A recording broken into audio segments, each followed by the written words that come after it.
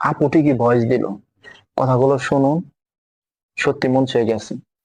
পরিবারকে সচল রাখার ওই মেশিনটারে কালকে রাতে আমি কল দিয়া বলি, জান আজকে তো তোমাদের ওখানে চাঁদ রাত, কালকে ঈদ, তুমি কি জানো?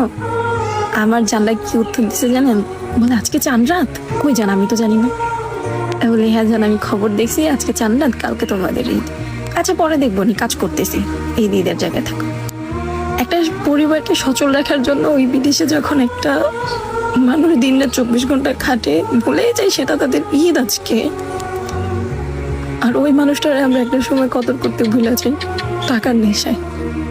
আজকে ঈদ, কিন্তু আমাদের কিন্তু ঠিকই মনে আছে যে কালকে ওই সৌদি আরবে ঈদ, পরশুদিন আমাদের ঈদ।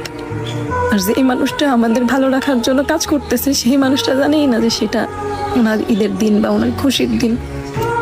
এখন বাংলাদেশ টাইম 9টা বাজে, 9টা বা 9:30 বাজে গেছে, এখনো মানুষটা কাজ করতেছে। আর এই মানুষটারই আমরা কদর করি না।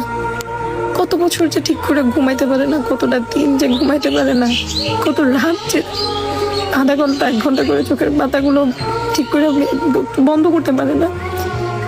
একটা সময় এই সচল রাখা মেশিনটা এনে চোখটা বন্ধ করে দিত, ছোট্ট একটা কফি নিয়ে করে আমাদের কাছে আসবো, তখন আমরা অনেক কদর করবো, অনেক ভালোবাসা দেখাবো।